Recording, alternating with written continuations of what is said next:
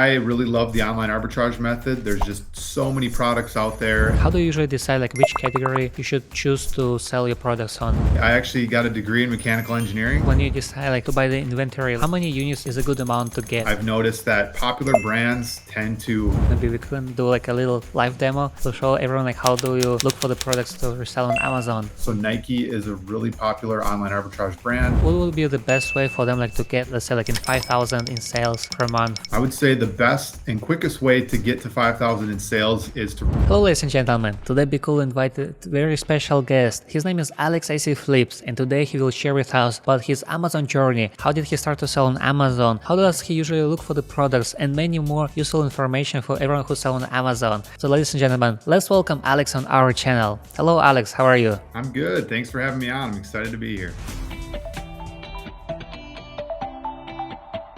Yeah, we are really happy that you joined our show today. And first, can you introduce yourself for some people who don't know you yet? Yeah, I'm Alex. I've been selling on Amazon for a little over 2.5 years. I started with way back before Amazon even. I was flipping products on eBay, going to Goodwills, and then I stumbled into retail arbitrage with Amazon, plateaued at some point, switched into online arbitrage, and I've been doing that ever since. I am doing Amazon full-time, online arbitrage. That is my full-time gig, but I really enjoy doing it. And I enjoy sharing content about my journey and educating other sellers in the space as well. And can I ask you, like, before you start to sell on Amazon, what did you do before that? I actually got a degree in mechanical engineering. So I was an engineer for 5 years. And then, like I said, I've been working on Amazon for almost 3 years. And a little over a year ago, I quit the engineering job to do Amazon full time. Which is really exciting. Oh wow, that's good. Like, so congratulations on that. And can I ask you, like, how did you decide to switch it over to Amazon? Amazon, I got to a point where I was, my business was profiting a certain amount, and I knew if I could just put more hours in than what I was working the 9 to 5, full 40 plus hours, and then coming home and just working on Amazon all the time. And I knew that I could scale it, much bigger if I just had more time to work on it. And then that's kind of what happened. So I was able to put a bunch more time into it. I work a lot more than I did as an engineer, but I enjoy working on the business. I enjoy, the Amazon space altogether. So it's been a really fun experience doing this full time. And yeah, I've just been working on building, good foundational business systems to help scale at a reasonable pace and really grow profits in the business. Yeah, that's really good to hear. And do you remember, like, how much money did you start with, like, to start your Amazon business? Yeah, I think I started with a couple $1,000s, probably $2,000 I started with. And that was like, I started with my eBay flips. I think I may have built that up to maybe 3,000 or 4,000. And then that was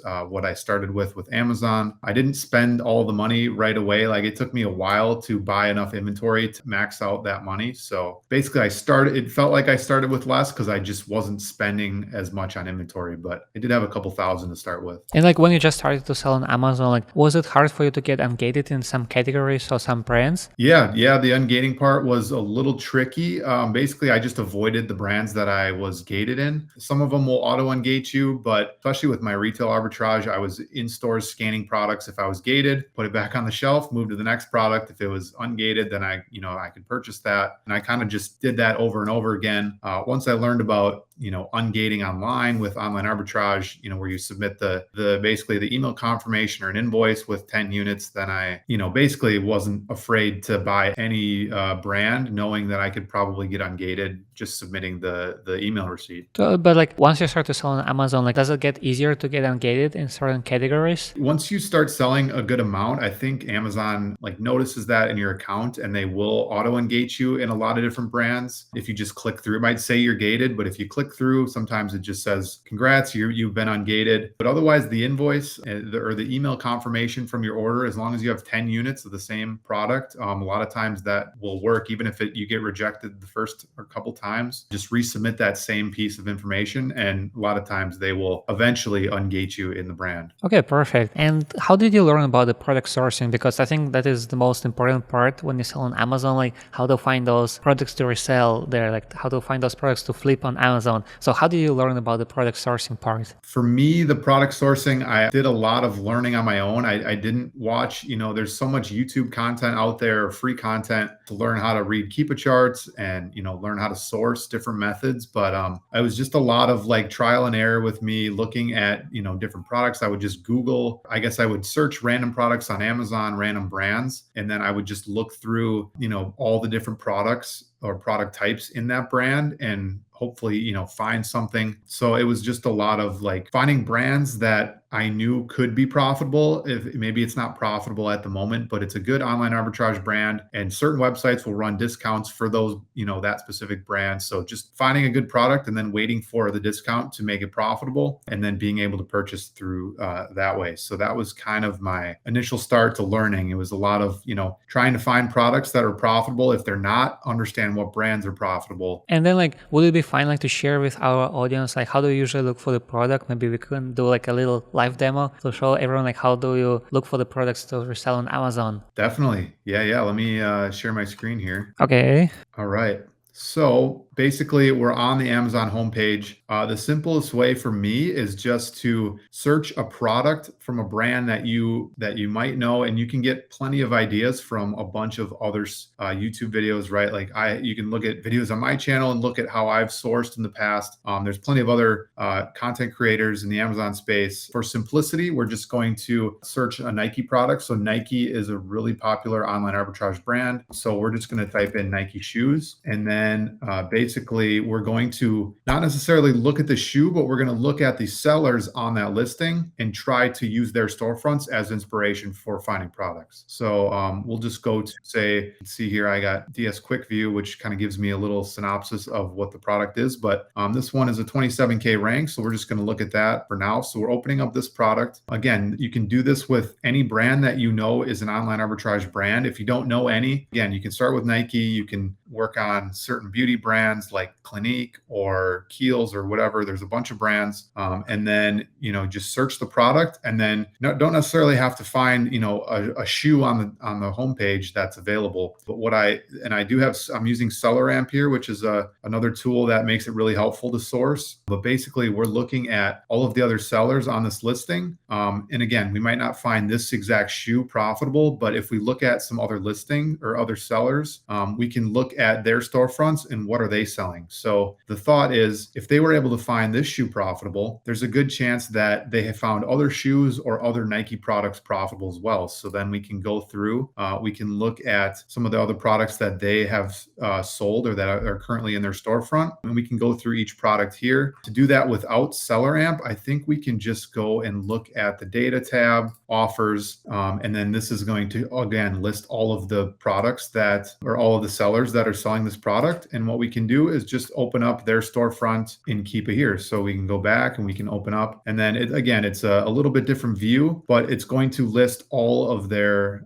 products in their storefront. And then we can kind of analyze the Keepa chart here. And it's got a lot of similar metrics that SellerAmp does. So honestly, I recommend at least one of the two tools, Keepa or SellerAmp, or both. Both are really helpful. So I really use both when I'm sourcing, but that is most of the time how I am going to, if I need to find products quickly, that is going to be the best way that I look for products as quick as I can. And like, for example, like when you usually look at the SellerAmp, like what are the key metrics you look there? Like, for example, like the monthly sales, like do you look to have like a particular amount of sales you want to have per month, or like maybe like particular bestseller rank you want to have for the product to decide like if you want to resell it or not? Yeah. I definitely look at like all these metrics at the top here. So I'm seeing, a 28K rank, which it says it estimates the entire listing sells over 1,000 times per month. That's really good. Some of the lower ranges that I'll go is like a 200K rank. And then even depending on the category, like home and kitchen or clothing, I maybe will go a little bit higher than 200K, but we want to know that we can at least sell 5 to 10 units a month. If it says 30 or 40 and, there's 3 other sellers and they each have a decent amount of stock and they're priced competitively, then I can kind of assume like if I had the same amount of units and I was priced competitively, I should be able to take a third of the share, which is like 10 units a month. And then again, if I'm making $20 profit times 10 units, that's $200 profit on one item. That's pretty good. So you can go after the smaller the slower sellers, but just make sure that you're going to get sales. So you can, scroll down and look at the other sellers, right? There's 38 on this one. How many are priced competitively? We can see that maybe within a couple dollars of the buy box is competitive price sellers. So maybe at 70 is the last competitively priced seller. So there's 7 sellers priced competitively. One of them is FBM. So if we don't want to include them, we could say 6 sellers are priced competitively. I would be a 7th seller. So then you can divide the sales on this variation by 7, and that kind of estimates how many times we think we could sell this product per month. All right. Okay, perfect. Yeah, thanks for sharing that. I think it was really useful. Okay, and now I want to ask you about the categories, because there's like literally, I think, thousands of categories and subcategories on Amazon. And like for you, like how do you usually decide like which category you should choose to sell your products on? If you're unfamiliar with certain categories, I would spend maybe 80% of the time looking at categories that you're familiar with. And maybe it's not familiar, doesn't mean that you've sourced it before, but maybe, if you're a guy and you love sports and outdoors, maybe stick with the sports and outdoors category to start, because you just might recognize brands that are popular in that space based on your personal experiences. And then maybe the other 20% of the time you're sourcing, explore new categories that you haven't found before. But you don't want to spend too much time exploring new random categories just because you might not have a lot of luck and then you get discouraged not finding any products. But if you start with, right, or you spend a good amount of time in the categories you're familiar with, then you might find some products, and then you feel like you've bought some inventory. Now I can go explore and see if I can learn about new brands and other categories, and then you start building a list of good products that you're not super familiar with. All right, fantastic. Yeah, thanks for sharing that. And can I ask you, like, because I know that you've been selling on Amazon for a few years, and how do you think Amazon has changed for past years? Yeah, one of the biggest, I think there is a lot more sellers in the space than there used to be. I've noticed that popular brands tend to get a lot more sellers when certain sales happen. So you just have to really study the Keepa charts, understand which products are worth going deep on and which products are worth only doing test buys on. And then maybe avoiding certain brands altogether just because, there's just so many sellers in that space or in that category. So I've just really tried to diversify the categories that I'm selling in. So that way I'm not going too deep on something and then getting burned by it because the price tanked and now there's really no way to make money on that. And all my money is tied up in inventory that is going to lose me money. So trying to avoid that as much as possible by just diversifying. All right. Yeah, that's good. And can I ask you, like, because there's like different business models on Amazon, there's like retail arbitrage, online arbitrage, and wholesale. And which one do you prefer among those different business models? For me, I really love the online arbitrage method. There's just so many products out there and unlimited fast moving products as well. I mean, there's, the top 10,000 products in every category sells really well for the most part. So, and there's how many categories? So there's hundreds of thousands of fast moving products right at your fingertips. You just have to find them. If you're just starting out, I would maybe recommend retail arbitrage just because it's really as simple as going into the store, finding the clearance section and scanning every single product. And you're going to find a couple of them that might make you some profit.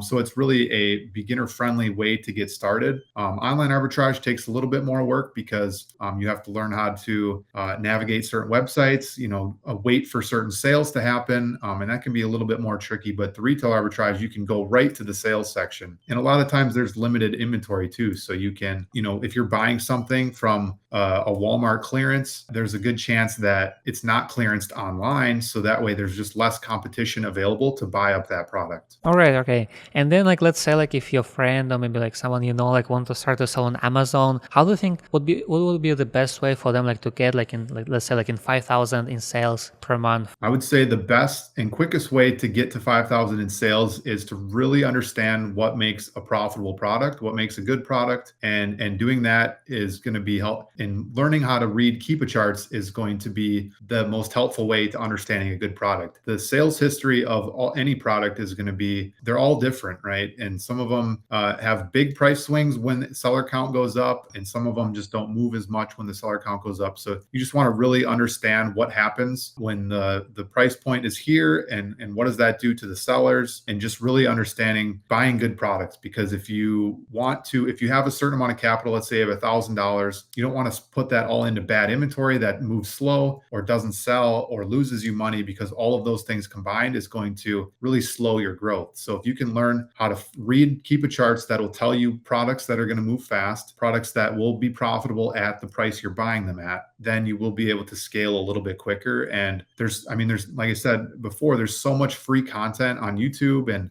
my channel and a bunch of other content creators' channels in the Amazon space. So spend, again, the 80-20 rule, spend 80% of your time doing and sourcing and learning the Keepa charts yourself and learning which brands are good. And then 20% of the time spend learning from other people and watching them source and learning, the little tweaks and things that they use to get through products quickly and analyze the Keepa charts. So some time learning, a lot of time doing, because you're going to learn a lot from just going through different charts and seeing different views. And can I ask you, like, what kind of mistakes did you do with your online arbitrage business at the beginning? Yeah, there's a couple different mistakes that stand out. Some of them were just, bad buys, right? Like I bought them with an increasing offer count already, and then the price was super inflated, and then not realizing that price is not sustainable, because once the offer count goes up, the price tanks right after. Bought plenty of those products, in my time selling on Amazon, and made more of those mistakes at the beginning. Now I see those charts and I know that I missed out on the price, right? And it's not a good purchase. Honestly, some of the other mistakes early on were certain products that I thought were good weren't, and I bought just too many units of them. And, then it's like, it was good maybe at the time, but then again, like the price tanks or something happens, and then the price is just, it's just not going to sell for you. Or even Amazon maybe jumps on the listing, and you could have prevented that if you just knew how to read the Keepa chart a little better. A product where I bought 30 units and I was selling, I sold them all, and then I bought like 60 or 80 more, but Amazon had jumped on the listing right after I purchased. So it took me forever to sell all those units. I had to sell at a loss. So really, I think it's good. It's better to be saying, I wish I would have bought more, instead of I wish I didn't buy so many, because you can always find new products that will make you money. But if you buy a bunch of bad inventory that you're stuck with, it's going to take a lot longer to get that money back and put it into better inventory. So it's okay if you didn't buy enough, but it's going to be tough. It's slower if you bought too many. Yeah, I think it's really good tip. And for you, like when you decide like to buy the inventory, like how many units do usually is a good amount to get? Like, is it like 5 units or 10 units, or like what would be like the good amount of units to get for your Amazon? If you're test buying a product, definitely 5 to 10 is going to be a good number, right? If the price tanks and you only bought 5 units, you can buy as low as like 1 or 2 units. I don't really learn enough from that, especially with the velocity. But if you're test buying something, say that is a 200K rank, and you don't know if you're going to sell 2 a month or 10 a month, you buy 5 units, right? Maybe it takes 2 weeks to sell. It's still profitable. And then you can repurchase a few more. But if something happens, price tanks, let's say you break even, that's only 5 products that you broke even on. Maybe you invested $100 into it, but you get your $100 back and you can buy better inventory. So I still like to test buy certain units that are certain products that I'm not super familiar with, especially in new categories, just so I'm not getting burned going super deep on something. But that test buy of 5 to 10 is always going to be a good option if you're not familiar with the product or the category. Okay. And then like, can I ask you like about the outsourcing? Like do you outsource your business? And like, when do you think is the best time to start outsourcing your Amazon business? Yeah, I do have 2 sourcing VAs. So 2 virtual assistants from the Philippines. They both source for me full time, help me find products. Again, I'm doing this full time, so I have a ton of other responsibilities within the business, making sure the account health is good, prepping products, all that stuff. So I don't have as much time to source as I would like. So I do have 2 sourcing VAs. As pertains to what is a good time to think about hiring a virtual assistant, there's a couple different bottlenecks that you'll run into when you're growing your Amazon business. And the first bottleneck that you run into is basically you don't have enough leads because you're not good at sourcing. Maybe you have 1,000 to start, but you're having a hard time spending 1,000 on inventory because you're not good at sourcing. Well, the more you source, the better you get at it. And then you're able to spend that money. And then you make it back. And then all of a sudden now you have too many leads and you don't have enough capital. So then, you might have to get a business credit card. And then now you have more capital, but now you don't have enough leads to buy with that new capital. And then you get better at sourcing, and it's kind of back and forth. So for me, I think I was already doing I was spending, it wasn't a dollar amount that I was making, but I was spending 20 to 30 hours sourcing per week by myself. and I just was kind of like stuck at a certain sales level. And then I just kind of knew if I want to grow, I need to spend more on inventory. And if I can't put in the time myself, I need to outsource. So then that's when I look to hire some virtual assistants. And for example, when you start to hire Amazon VAs, how do you usually manage them and how do you make sure that they're going to be productive and will bring you a good amount of leads? I work with them a ton. I mean, it's not, I don't micromanage. I really try to make sure that, they're going in the right direction at all times. Any questions they have, I'm there to answer. So the first couple weeks that they were hired on, I worked with them almost every day, just reviewing every lead they're submitting, making sure they understand what I'm looking for. Because if you don't establish that right away, then they're just not going to understand why you're rejecting all the leads, or they're just not going to put a lot of effort in. And then, once they start to understand really what you're looking for as the business owner, and what leads you really care about and what leads you might avoid, then you'll start to see some progress. And then, I'm still meeting with them on a weekly basis just to review some leads that I still wouldn't purchase from them and just answer any questions they have, but just making sure we're in good communication. So if there's any issues, I can address it. And then we're kind of always growing and moving forward. And do you use like any tools or any techniques to stay productive when you do Amazon business?